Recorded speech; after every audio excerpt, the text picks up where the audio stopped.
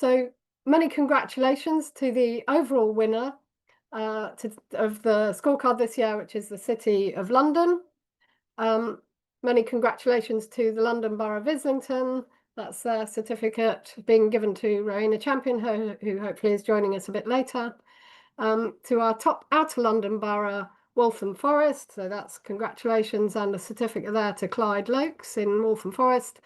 And to the most improved London borough, a special certificate that we gave this year to the Mayor of Newham there and councillors John Morris and I think it's John Whitworth, but you can correct me if you're wrong. I know John's here.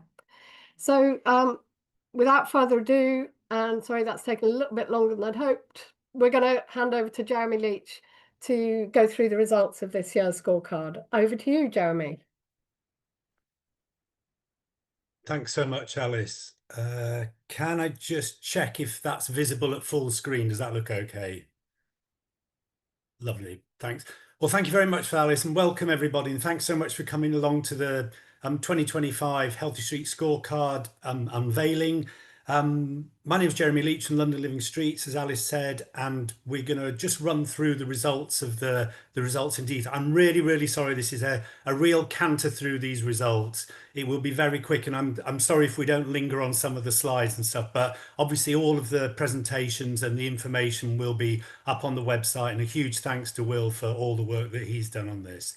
So, as Alice said, our aim is to give a sense of how the boroughs are doing in relation to the Mayor's transport strategy, annual scorecard, 7th year. We started in 2019, and here's the logos of the organisations involved in the Healthy Streets Scorecard.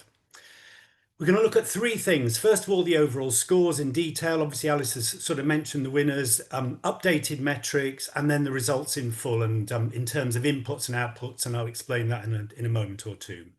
So the input indicators. So the input indicators are the indicators that where the boroughs can do things that affect affect their borough. So we're looking at the sorts of things of 20-mile-an-hour speed limits, controlled parking zones, delivery of low traffic neighbourhoods, protected cycles tracks, school streets and stars. That's the old that's now called Travel for Life, and then bus priority, bus lanes, bus gates, and then all of that work that they do then comes in and is visible through the outcome indicators. So with all that work that the boroughs have done, how are they doing in terms of sustainable mode share, active travel, numbers of people walking and cycling regularly, as Alice mentioned, the numbers of serious road injuries and deaths, and what about car ownership and the numbers of polluting vehicles. So that's why we're going to look at this in broadly in terms of those two different elements of input and outcome. And the really exciting thing, as we've talked about, is just the huge improvement that Newham has seen this year, increasing its score by 0.69 to 5.87. And all of these scores are out of a score of a possible 10. And the borough, thanks to this work, has climbed 5 places. And 2 other boroughs that have increased quite their scores quite a bit are the City of London and Ealing. In terms of fallers, Harrow and Kingston have seen the biggest decrease, while Tower Hamlets has dropped furthest, 4 places out of the 33 boroughs in terms of rank order. So what is it that Newham did? Well, it's taken a little while for the data to catch up, but a huge investment in 20-mile-an-hour speed limits. They went from having 41% of their borough-controlled roads having 20-mile-an-hour speed limits in 2024 to virtually 100% of the roads in 2025. So a huge increase that's absolutely helped their score. And they've also done an awful lot of work around school streets, and then smaller improvements around schools, Travel for Life, and the delivery of low traffic neighbourhoods.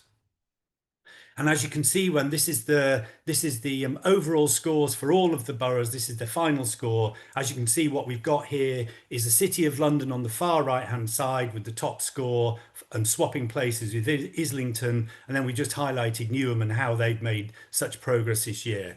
And I suppose just to highlight this, and you'll see this throughout a number of these charts as we go through the presentation, is that the boroughs shown in the light blue line, those are inner London boroughs, and the darker blue lines, those are the outer London boroughs. So just to show that difference. And then these are the biggest changes over the last year and obviously that very significant increase for Newham. And then, as we said earlier on, declines for Harrow, particularly large declines for Harrow and Kingston. So I'm hoping this is going to work. I've got a little graphic which we put together, which shows the changes within the boroughs. So this is going to highlight the changes. The green lines are improved positions, the red lines are decreased positions, and the grey ones, which take a couple of seconds to appear, those are boroughs with an unchanged position. So just coming up with the grey ones now, these are the unchanged ones. Yeah, so that just gives you an impression of which boroughs have increased and which have declined. So we're going to run through the input indicators now. Jeremy, could I Yes. just, there are a few people who are saying they can't see the screen. Oh dear. And a few people who are saying they can. Oh gosh, okay. Okay, so most people are saying it's fine for me. So I think we better continue. Apologies to those who can't see it. I don't think the problem is at our end. So if we'll continue. Go. Lovely. Thanks, Alice. Sorry, I'm really sorry if people can't see it. So we're going to run through the input indicators now. So first of all, looking at low traffic neighbourhoods again, and we're going to see this theme with a number of the indicators. Relatively modest progress overall. We've still got 17 boroughs where less than 20% of their borough roads are covered by low traffic neighbourhoods. And obviously we had amazing research come out yesterday just showing at what some of the casualty reduction benefits of low traffic neighbourhoods, and that supports a lot of previous research about what a powerful tool low traffic neighbourhoods are. Couple of increases, which are the largest amongst Greenwich, introduced a couple of part-time schemes, and Redbridge, various locations have been sort of added after a review. 4 new schemes coming in Camden.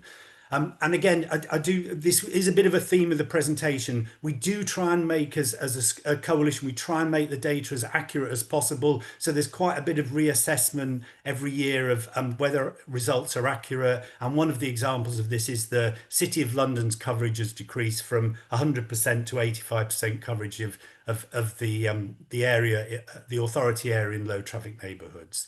And as you can see, in terms of the highest performers, we've got 69% of borough area which is appropriate for low traffic neighbourhoods in Hackney, covered by low traffic neighbourhoods. Good performances in Waltham Forest, Newham, Camden and Southwark. And then at the other end of the scale, in the sort of fawn colour, very low coverage in Westminster, K&C, Bromley, and the lowest one is Bexley at just 6%. And as you can see, just sort of reaffirming that, changes over time. We've got City of London, Hackney, Waltham Forest and Islington, the highest coverage of low traffic neighbourhoods, and those improvements on the left by Redbridge and Greenwich. In terms of protected cycle tracks, again, a review's gone on of the quality of the cycle tracks.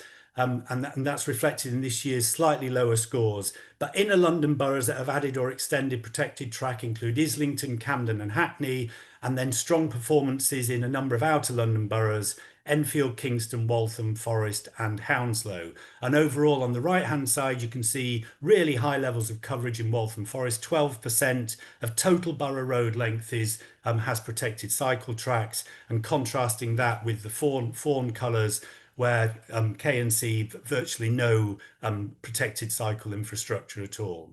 And you can see here, again, looking at the cycle track in terms of total borough road length. On the right-hand side, we have a really strong performance by a number of outer London boroughs. And then interestingly, is the 3 previous mini Holland boroughs, Waltham Forest, Enfield, Kingston upon Thames, and in addition, Hounslow. And then on the far left-hand side, interesting to see inner London boroughs with low levels of coverage, such as K&C and Lewisham, and obviously opportunities for them to increase their coverage of cycle track.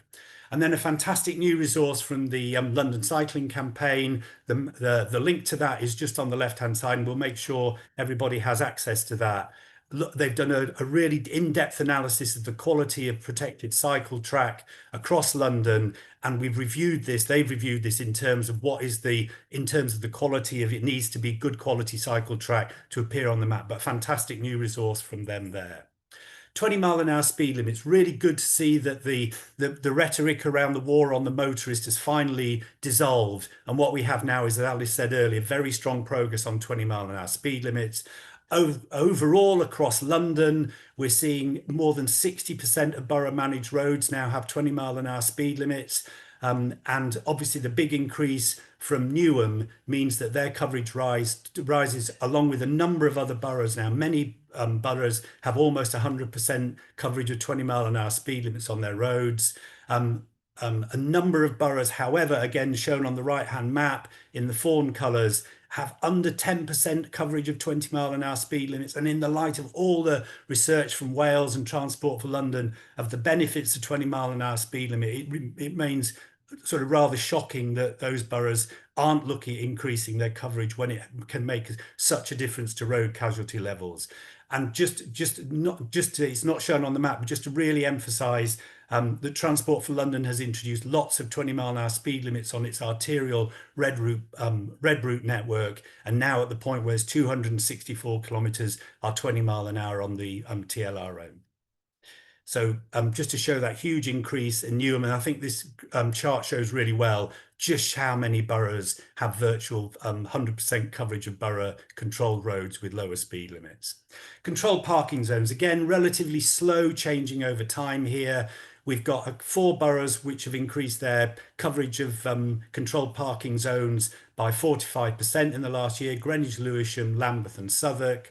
And in some of the changes, again, a bit of recalculation. Really good to see across the swathe of North London boroughs, north of the river, Camden, Hackney, Hammersmith and Fulham, Islington, Newham, Westminster and the City. More than 90% of the total area of the borough suitable for controlled parking zones is covered by CPZs. But again, this contrast with other boroughs such as Bromley, where relatively small proportions are covered by controlled parking. As you can see, again, a sort of broad differential between the inner London boroughs on the right-hand side, outer London boroughs on the left-hand side, but Lewisham a standout in terms of the inner London boroughs with relatively low CPZ coverage. Opportunity for them. School streets, again, one of the real gainers of the 2025 Healthy Streets Scorecard. Over 100 new school streets delivered, focused on Newham, Lambeth, Redbridge, Richmond, Ealing, Haringey and Barnet in terms of delivering new ones. The 2 leading boroughs, fantastic performance by Lewisham, which has the highest proportion of traffic-free school streets, but also Islington, which is second best performing borough.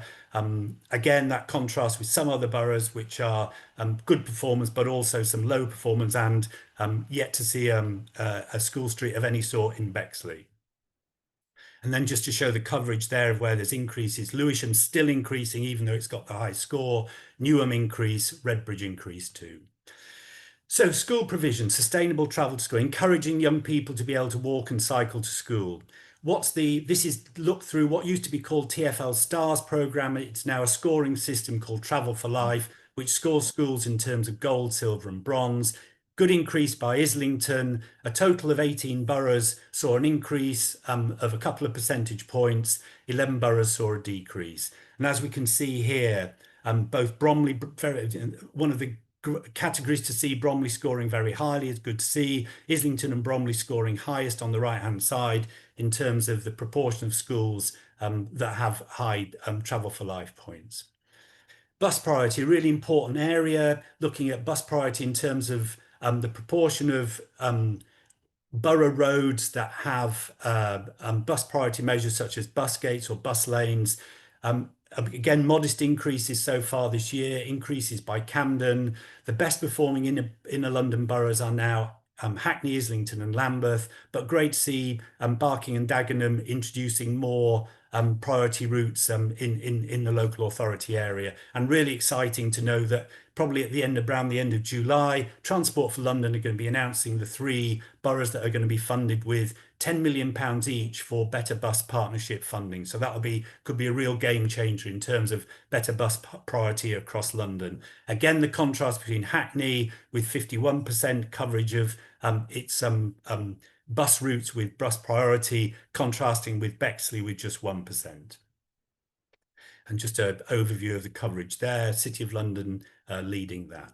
So we move on from the input indicators to the outcome indicators. So what does all this mean in terms of all that effort by the boroughs in terms of all of the outcome indicators we discussed earlier? And we're going to look at, first of all, mode share. So this is the scores for the proportion of journeys that are made by walking, wheeling, cycling and public transport. Tiny increase year on year from 67.6% to 67.9% of all journeys across Greater London being made by those sustainable modes. But really exciting to see that there are 5 boroughs, City of London, Camden, Westminster, Hackney and Islington, where more than 85% of journeys are made by sustainable modes. Good to see the high scores by Brent and Richmond amongst the outer boroughs, both 68% of journeys made by those modes, and some rises and fallers across the boroughs in terms of mode share scores. And here's a sort of rank across from the right, the high scores for City of London, Camden, Westminster on the right in terms of sustainable mode share, down to far lower scores on the far left, Bexley, Sutton, Bromley and Havering. So in terms of what's the levels of active travel walking, this metric looks at the proportion of adults who are walking 5 times or more a week, still a bit fallen a bit to levels lower than in the pandemic, but overall a slight increase across the London population from 33% to 34% walking regularly 5 times a week. And interestingly, looking across the whole of the 33 boroughs, we've got at the far right hand side, we've got Wandsworth, K&C, Westminster and Hammersmith and Fulham with the highest levels of scores. And then in terms of cycling, and this metric is the proportion of adults who cycle at least once a week, slightly different to the walking metric. Again, a slight decline 2025 from 2024, but there have been increases. So with the highest increases in cycling levels being Haringey, Tower Hamlets, Kingston, K&C, Hammersmith and Fulham, Hackney and Lambeth. Merton has seen the biggest decrease in cycling rates. And as you can see, the highest performers on the far right there, in terms of cycling, regular cycling, Hackney and Hammersmith and Fulham. Road casualties. So road casualties, the policy overall is guided by Vision Zero. The target in London is that by 2041, no one will be seriously injured or killed on London's roads. The overall picture is London's way behind that target. In order to hit the next interim target, which is in 2030, is required that we get as almost a 2/3 decline from the 2024 casualty figure.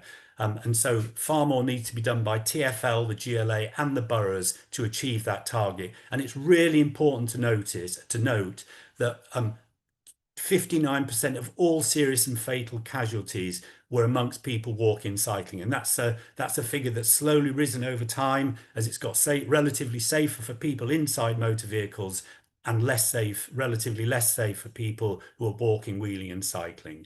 The metric that the Healthy Streets Scorecard uses is to look at the rate of casualties amongst those walking, cycling. So the number of people walking casualties divided by the number of trips walked, and ditto for the levels of cycling. And what we see here is that in terms of pedestrian casualties, the highest rates of pedestrian casualties are seen in a number of the outer boroughs on the far right hand side, Hounslow, Barnet, Hillingdon and Croydon. In terms of cycling, what you can see is, and I think we have to be very, very careful about this because you'll see some of those previous years are really quite different scores. So, we do need some caution in looking at this rate-based methodology, but the highest levels of cycling casualties, Tower Hamlets, Sutton and Lewisham and Kingston on Thames. So yeah, that's the position in relation to walking, cycling casualties. And then just finally, we're going to look at cars per household. How are we doing in terms of reducing the number of cars per household? And overall, car ownership remains high across London. The Mayor's transport strategy is not particularly ambitious. Over the lifetime of the MTS up to 2041, we're only looking at a target of 250,000 fewer privately owned cars across Greater London. And by 2023, from the 2018 base, there'd been a fall of around 5%, so 115,000 reduced private owned cars from 2018. So this is looking at the number of cars registered per 100 households by borough. And what we can see is there are three boroughs, Hillingdon, Havering and Harrow, where on average there's more than one car per household. And that's that's obviously a very high contrast between the boroughs at the far lower ends of the scale, such as City of London, Islington, Tower Hamlets and Camden, where very much lower levels of a number of cars per household. And then moving on to the proportion of households that don't have a car, really exciting is in terms of what's achievable is that there are 6 boroughs, Hackney, Camden, Islington, K&C, City of London and Westminster, where more than 70% of households do not have access to a car. And then at the other end of the scale, 22%, only 22% of households in Havering, only 23% in Bromley are car free. And as you can see, the whole very, very dramatic difference between Westminster and City of London and Havering and Bromley and Hillingdon in terms of the proportion of households with no car. And then we've just started over the last couple of years to introduce this idea of what's the proportion of polluting cars. And we've scored this in terms of boroughs, diesel cars being 3, score 3, petrol cars 2, EVs is 0.5. So an all diesel car borough would score 10 out of 10. And overall across London, we're seeing slow reduction in the proportion of polluting vehicles, but the range of scores is relatively narrow. And at the bottom of the table with 6.8, the high score is Havering, but even at the top of the table is relatively not particularly different. Camden scores the highest with 6.2. As you can see from the table, a really narrow range of scores here. Wow, that was it. I hope that wasn't too rapid. I hope that was reasonably intelligent. Thank you so much for your time, and I hope that's of interest. I'm really looking forward to the next talks from people from the boroughs. Thank you. Thank you so much, Jeremy. And as Jeremy said, I really hope that we didn't do that too quickly. It's hard to know how much we should and shouldn't put in. But as I said, the website has all of the everything to explore there. And please do just message us if there's something in particular that you'd like to know about. So yeah, huge thanks to Jeremy there. Thanks so much to everybody who's made the scores change this year. And so, yeah, we're really excited to hear from 3 boroughs today. And first of all, we're going to hear from the Mayor of Newham, Rokhsana Fiaz, who thank you so much for joining us today to talk about how you've received the best, most improved borough award by leaping up 5 places in the scorecard. So yeah, over to you, Rokhsana. Thank you very much. And just wanted to really celebrate with you all the gains that are being made in the context of a livable city that all of us love, that is the great capital of London. And that's not to diss other regions and towns and cities, but it's really thrilling that we are being recognised for our diligence and our work and our focus in this regard. As has been mentioned already, we have placed a premium on the health, wellbeing and happiness of our residents, very much anchored in our Just Transition plan. So achieving the most improved London Borough in 2025 for the Healthy Streets Scorecard is a great affirmation of a policy position that we've been pursuing since 2018. As we know, we are all sharing a collective responsibility in the context of climate change and the impact that that has on our ability to be resilient and live in hotter, warmer climates, but also in climates of extremity that we've been bearing witness to over recent years. But increasingly, issues of disproportionality, fairness and justice as it relates to climate change need to be brought to the fore. And in a borough where we have some 78% of our resident population from the communities of colour, and as COVID-19 attested to, issues of disproportionality and the social determinants of ill health, including respiratory conditions, that has a dramatic impact on lives, including lives that prematurely are lost. And, you know, in any given year in Newham, we have some 4,500 children that are taken into hospital with severe respiratory conditions. So the context of why we're pursuing this policy position in conformity, yes, to the Mayor of London's transport strategy, which brings to the surface issues of sustainability as well as response to climate change, is materially felt in a borough of 370,000 people, where several of our neighbourhoods exceed the World Health Organization limits around air quality and pollutants in the air. So we've been campaigning about this, and this is one of our most important instruments. And crucially, it's about how do we take our residents with us, because I know that this has been subject to a very polarising debate and instrumentalised by different forces within wider community landscapes, both locally, London-wide and nationally.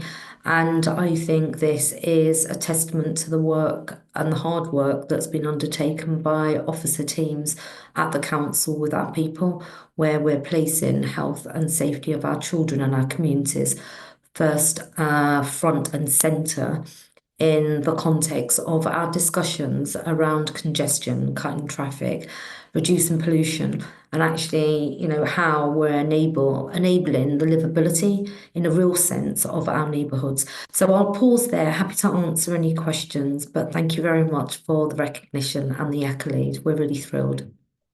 Thank you so much. And that's a real shocker that 4,500 children, was it, you said, there are hospitalised each year with respiratory conditions. And I suppose that brings us back to, you know, where we are with the scorecard, which is not just about the environment and climate change, but it's about the health of our residents and about a whole lot more. So one of the things that I've always reflected on is the independence, the issue of independence and the ability to travel around, the cost of travel, and that's just the start of it, really. So yeah, thank you so much. We'll take questions at the end, if that's okay, if you're okay to hang around, or if anybody has questions. Yeah, just to say, I'm going to need to Yeah. step out in order to get back into a meeting because I stepped out to want to be here. So I've got a couple of minutes if that's okay. But I'm happy to answer any questions now, if possible.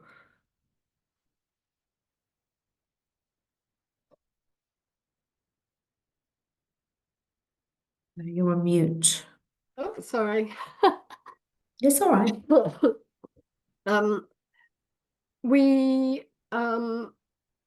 Does anybody have a question right now, maybe from our panel or from our we're not quite prepared for questions right now, so maybe we will leave the questions for now till the end. If people do have questions for Rokhsana, we can put them in the chat, and we can either take the question offline or come back to it later.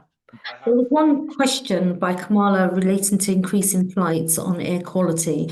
It's a really, really good question, and this relates to the fact that we have City Airport, London City Airport in Newham.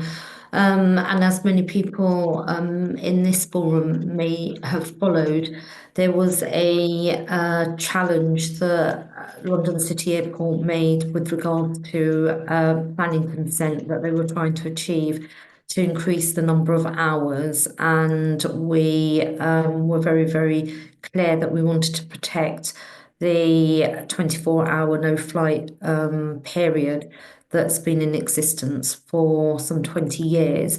The government position on it has been such that they've been allowed to expand, but there has been a limit, which is part of the original planning condition, of the number of flights within the flight schedules that they're allowed on each day. What they are arguing is that they're looking at bringing on new generation fleet that will not materially impact on the air quality of that part of the borough, and that's something that we will carry on monitoring as part of our work.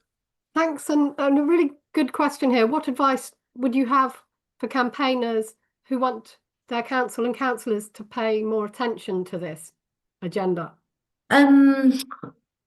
Look, I would say two things, except it's not going to be easy because you're dealing with councillors that are needing to navigate very strong polarizing voices and voices are across the spectrum of perspective as it relates to this. I think what we've been quite successful in doing, and I've personally invested a lot of time on this, is amplifying the health benefits of these interventions and also amplify the type of place and living environment you want people to be living in.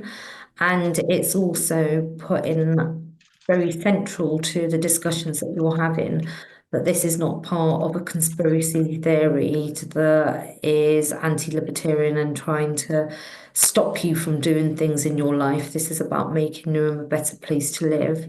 And then taking on some of the false narratives as well and giving your councillor colleagues the confidence in being able to have quite challenging conversations. I mean, I've been pretty much called all sorts, from kind of like, you know, trying to be someone driving ethnic cleansing in my borough, which is astonishing given sort of, you know, my cultural and ethnic background, and it's been quite pronounced. But I come from a conflict resolution and mediation background, so you just chip away and just have those conversations and recognize the conversations will be tough and hard and loud and noisy, but the evidence and the underpinning of the interventions that you're making, i.e. the data, make that as robust as you can make so that there is indisputable evidence-based underpinning why you're doing what you're doing. I remember, just by way of conclusion, a really, really difficult conversation that I was having with a small group of campaigners that were against our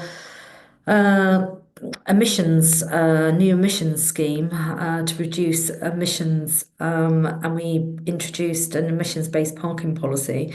And they eventually accepted that it was the right policy, but argued it was at the wrong time. And I said, in the context of 4,500 children being hospitalised each year, if you're suggesting that I pause for 4 years, that's 4 years times 4,500 kids. And actually, as the Mayor of Newham, I cannot countenance 4 times 4.5 kids. That's some 20,000 kids being hospitalised because you think that it would be better for the borough to pause for 4 years. And it's a view that I don't accept. So I hope that helps. Well, actually, that's amazing, and yeah, I completely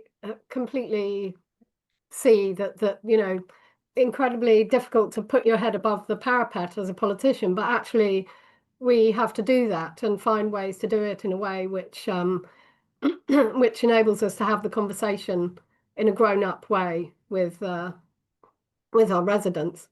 So thank you so much for that. There was another question here, which was how much does leadership from the top count in getting things done? But I think you'll probably say that matters a lot. And in the interest of moving things along, maybe if you have one more very quick thing to say about that, and then we'll say thank you to you.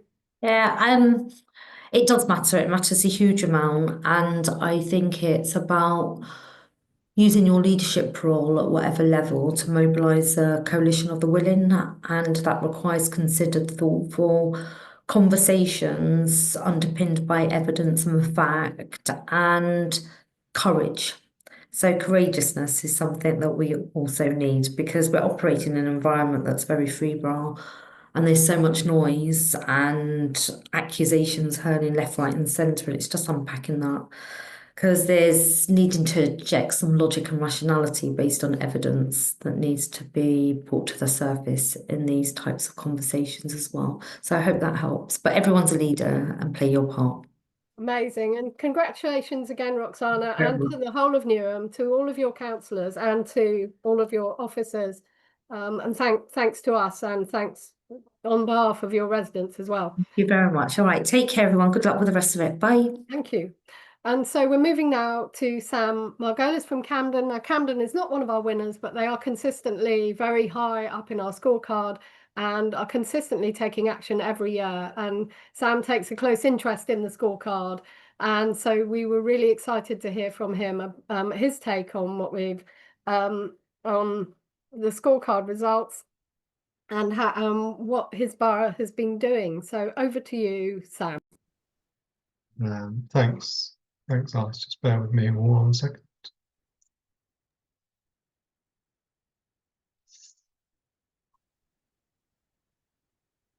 Okay, great. Hopefully you can all see that. Yes, I can see that. That's good. Great. I think I haven't got that long, so I'm going to canter through this fairly quickly, but thank you very much for inviting me to speak today. My name's Sam Margolis. I'm the Head of Transport Strategy and Projects at Camden, and I'm going to go through a few things that I was asked to talk about today by the team. So I'll talk about what we've done and the impacts of that, how we've gone about it. Could talk for a long time about that, but I'll have a particular emphasis on the curbside, and also where we're going in the next 3 years. And I was also asked to talk about some reflections about how other boroughs might improve their scores, and also some reflections on the use of the scorecard itself. So I will sum that up. And the image on this page is of our recent pedestrianisation of Camden High Street, which hopefully some of you will have experienced by now, and is just one of many transformatory changes we've made in recent years. So first, what have we done? A bit of a busy slide, so apologies about that. But there's various outputs and outcomes, some of which are within the scorecard data here.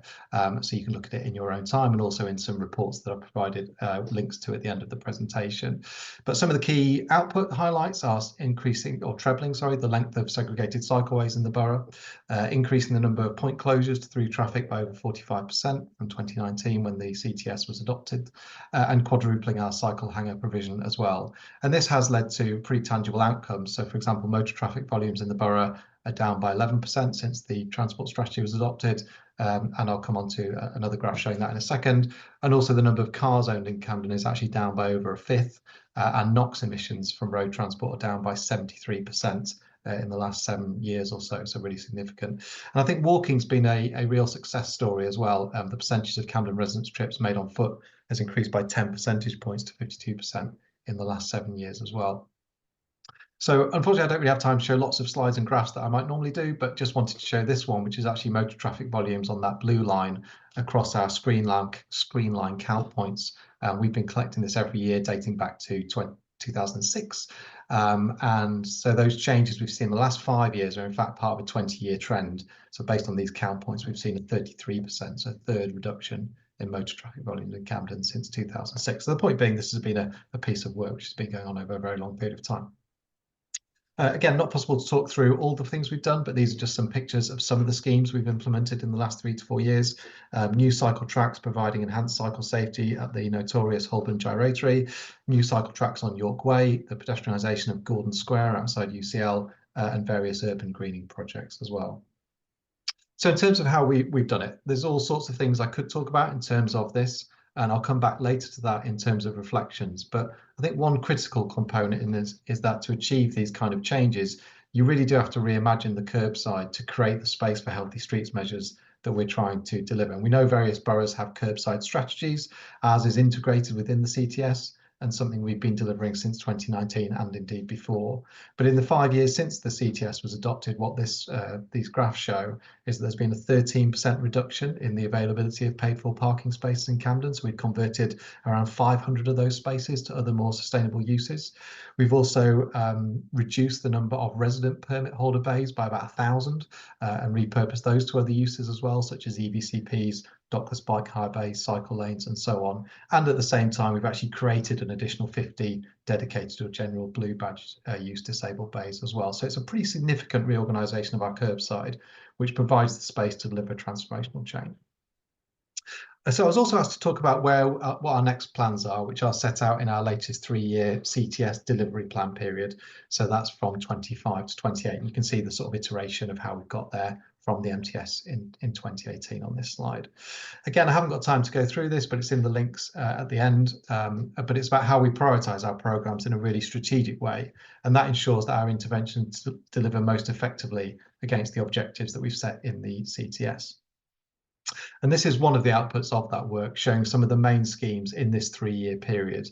So it shows our area-wide safe and healthy street scheme proposals, which are the dark blue hexel areas, healthy high street projects in pink, bus priority schemes that we're planning on bringing forward in orange, and strategic walking routes in green, as well as the Holborn livable neighbourhood in red. So this is all overlaid onto that hexel mapping, with the darker red areas being the areas of greatest impact in terms of interventions against our objectives.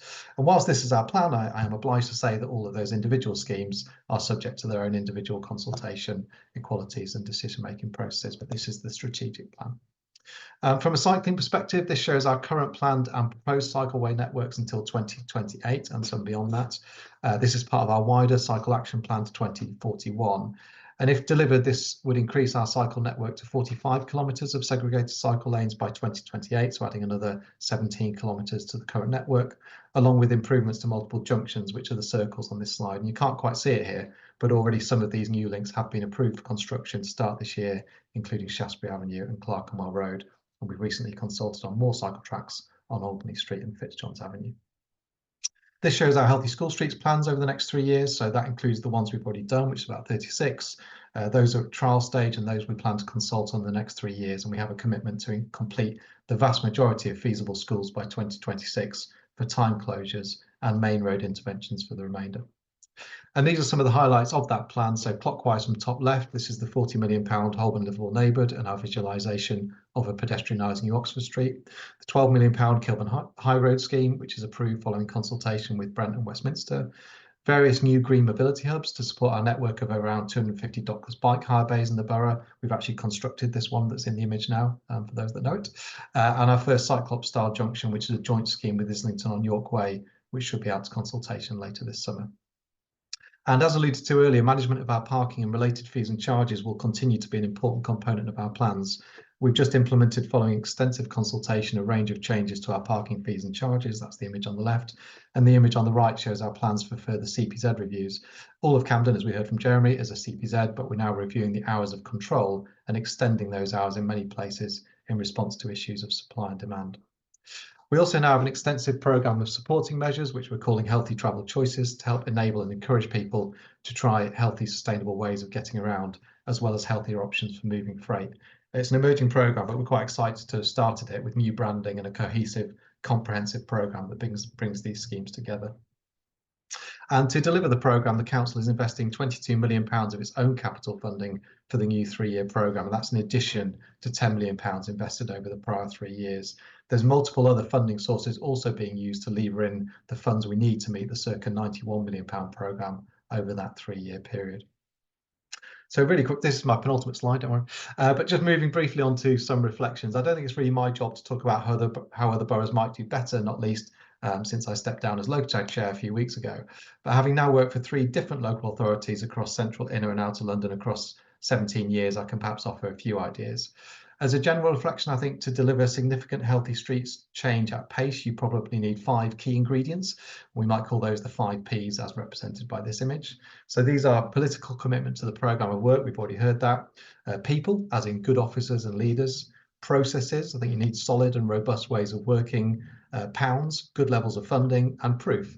So evidence that interventions can and do or are working. There's probably a 6th actually, which Rokhsana was alluding to, which is around persuasion, how we can communicate and tell the story of the benefits of healthy streets in an effective way. And in Camden, we've certainly been fortunate to have had commitment throughout the organisation, from politicians through to chief officers and more junior staff, to roll out the work we're doing. The individuals and teams across multiple services that we've put together is excellent, and we've wrapped some really robust and clearly documented processes around each of the work streams to help ensure we meet our delivery aspirations, along with funding, as mentioned previously. And lastly, but by no means least, is that point around proof. So in Camden, we've done a huge amount of work, as I know other boroughs have as well, to monitor our schemes in various ways and with multiple metrics to identify impact, things like the use of benefit cost ratios, healthy streets checks and accessibility audits. And that rich set of information, evidence and proof is critical in helping test and ensure our work is delivering against our objectives. I was also asked just to reflect on the sort of impact of the Healthy Street Scorecard itself. So very briefly, my reflection is there's definitely value in healthy competition. So striving to do as well as possible and get ranked higher compared to other similar boroughs. I think it's also useful internally and externally as an independent assessment of our work. and the key outcomes so our teams can see how they're doing, celebrate success, but also identify areas where improvements are needed. And on that note, thanks to everyone in the coalition who puts the information together, and I know it's a Herculean effort. So these were the links that I was talking about to find out more. I hope it's been useful and look forward to any questions afterwards. Thank you.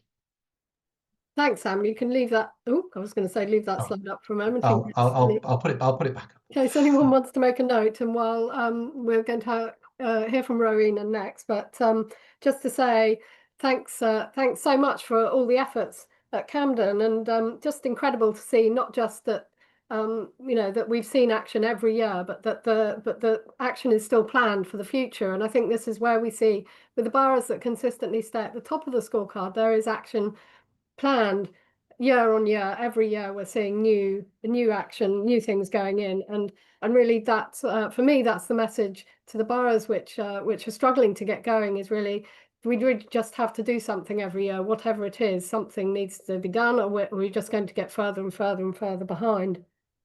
So it's really, of course, not just about the scorecard metrics as well. There's lots of other things going on in boroughs.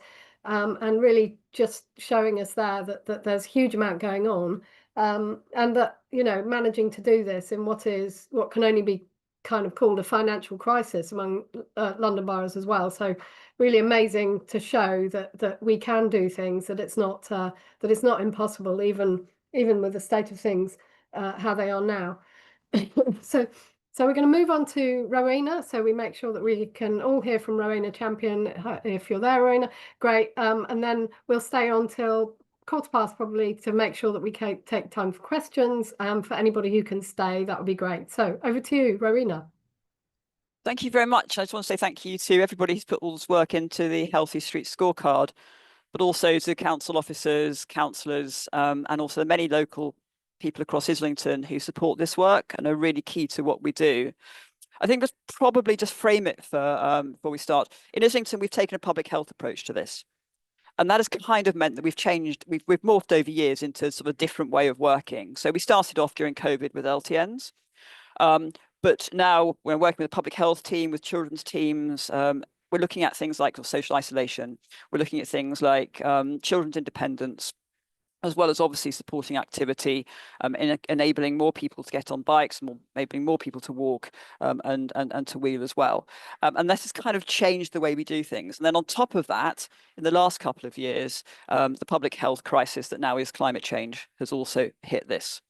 So we are looking at it from a holistic approach. So we've got a couple of livable neighbourhoods under construction at the moment. One is Mildmay, one is Cali, and those involve not just obviously reduction of traffic, but also how we make community spaces, how we make connections, how we make cycle links into those spaces. And of course, this does make it quite complicated, and it does to some extent slow it down.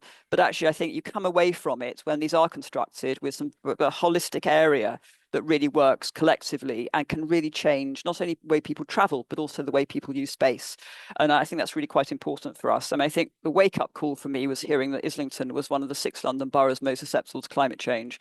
We have to change our streets. We have to make them greener. We have to make them more absorbent, and we have to make them more attractive for people to use in a different way. And as I say, that's what we're doing. And as we go into sort of another period of more intense heat, I think it's just a build on what we have to do. We think about actually how people are using our streets now. And the only way we can create space, the only way we can get people into quiet, green, cooler streets is if we redistribute space away from vehicles back to people. It's not the easiest thing in the world, as you've heard, but I think it really does make a difference. And as we go ahead, I think it can really change how our boroughs are. But also, looking at connections.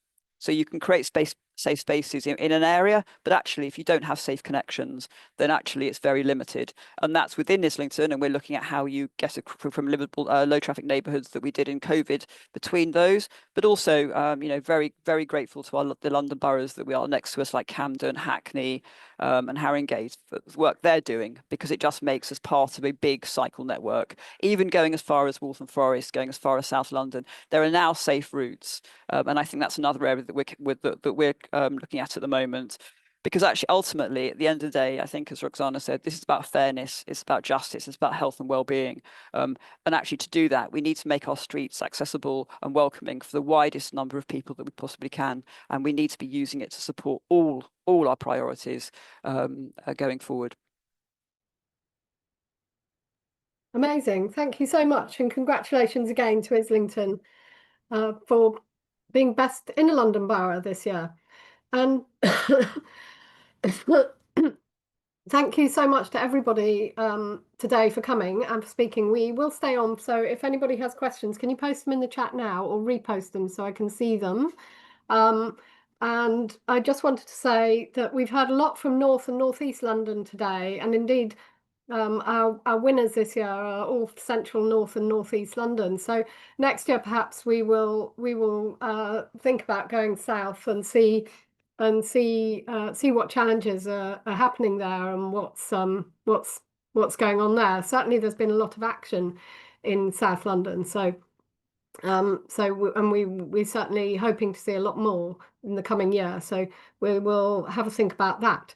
In the meantime, I can't see any questions, but if anybody wants to put their hand up and speak or say something or ask a question, please say so now.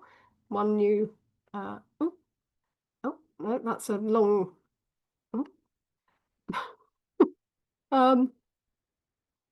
So Mark. Yeah, I just wanted to know, obviously, the pros and cons of micromobility. I did put a question, but it got lost in the chat. So that's scooters, bike share, and car clubs, and indeed car sharing. Is there any plans to look at those? I mean, Sam did refer to bike share bays in his talk. But I mean, obviously there's pros, but as we know in some boroughs, with Lyme in particular, there's been, big problems as well. So I don't know how you'd manage to weigh that up as a positive or a negative, but it'd be really interesting to hear if you might think about that in future. Maybe Sam and Rowena, you could have a go. Sam? Well, I'll always defer to a councillor first, Alice. So Rowena, do you want to go first? I have got something which I can respond to with it. Yeah.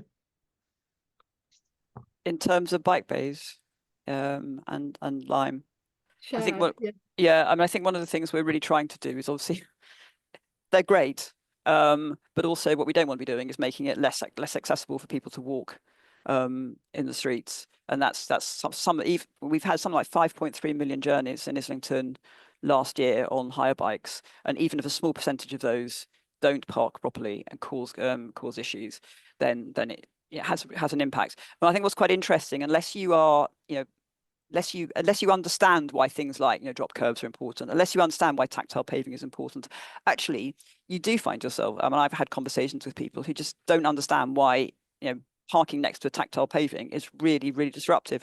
So I think we are putting bike bays in. I think Camden was one of the first to do it. I think they got scooters. We're putting a network of bike bays, which will eventually be 250. I think we've just gone out for consultation on phase 3. So I do think that's the way forward.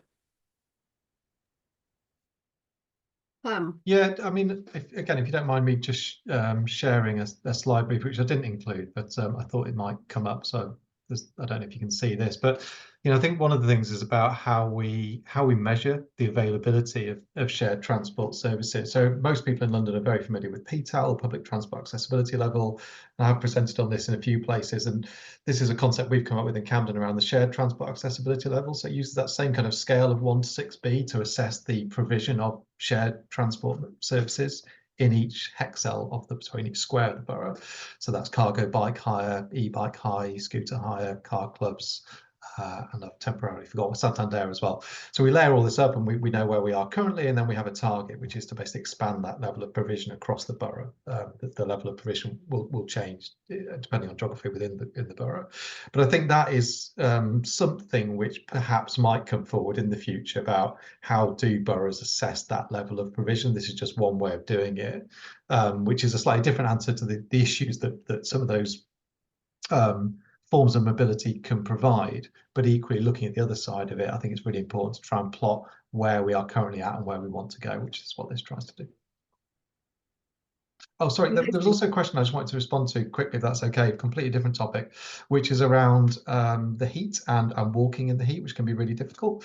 And again, it's not in this presentation, but last week at Active City in York, I was talking about a piece of work we've done in the Holborn Liverpool neighbourhood with a company called Shade the UK about exactly this area, looking at a really granular level of detail about where the hotspots are, heat hotspots within the Holborn Liverpool neighbourhood area, and coming up with mitigations and recommendations to try and deal with that. It's not just trees, but it's also things like reflective materials and man-made shelters, cool spots, those kind of things, potentially use of water cooling systems as well.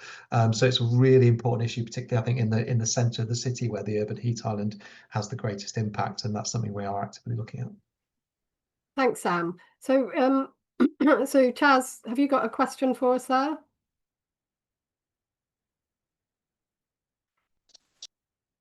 Well, yes, sorry. Thank you very much for the presentations. Yeah, I'm a councillor in Richmond upon Thames. This is very interesting for me, and I'd like to ask that banal question: will we be able to see the presentations? We'll circulate a video recording and the presentations, a link to all of that in due course. Thank you. Thank you very Well, much. thank you for joining us. Yes. So somebody said, why do we think South London doesn't do so well? Somebody from South London suggested it might be just a different tubes and public transports, or although I think there are certainly tube voids in North London. Anybody got any ideas about that? Well, it's my idea about that in Richmond is there's high car ownership, and that's the major, and a certain amount of political conservatism with a small c. That I wonder if it does. Car ownership is quite aligned with wealth, if you like, and is that a link? Is it just that actually over time Southwest London in particular has become a richer place, or was that not really a factor? yes, that's definitely a factor, I'm sure. So it may be that actually in North and Northeast London we have a lot of deprivation, areas of pockets of deprivation, but then I think there is also a need to do more everywhere, but there are also parts of Northeast and East London where not enough is happening as well. So I think, you know, there is obviously the politics of the situation too. That's the key for us. That's the key. Yeah, I mean, I think it's true. Also, a couple of people have put in the chat about, yes, public transport is not as developed in South London, in lots of South London, as it is in North London. And yeah, there's a bit of resistance to more cycling infrastructure, which, yeah, I'm trying to work on. I'm a Green Party councillor, I'm not in charge. So we're trying to push for that. So anybody else put their hand up? I'm struggling to follow the chat and the hands up. Okay. Anybody from the coalition picked out any good questions here? Or would anybody from the coalition like to say anything briefly? Otherwise, I will. Carolyn, you say who you are, Carolyn. I'm Carolyn Axtell. I'm curbside greening manager at Climate Charity Possible. I just wondered if you could talk a bit, Sam, perhaps about London Borough of Camden's work in replacing car parking with curbside trees, because we have a whole campaign around this, and yeah, obviously it's something that really varies from one borough to another. It's quite complex to do, but we're really trying to kind of progress this. So we want to shine a light on those boroughs that have managed to do it and have done it well. So could you talk a bit about how Camden, has managed to achieve that? Because you've got some lovely examples. So I think this is really about saying about how street trees and not on the pavement. Yeah, sorry to be explicit. Yeah, removing car parking to Yeah. replace with street trees like the Phoenix Road scheme. Yeah. So you're right, Caroline. we've done it both on the sort of big schemes where we've closed off whole bits of roads and we've been able to put in urban greening into those closed off sections, whether that's Gordon Square or Phoenix Road kind of areas.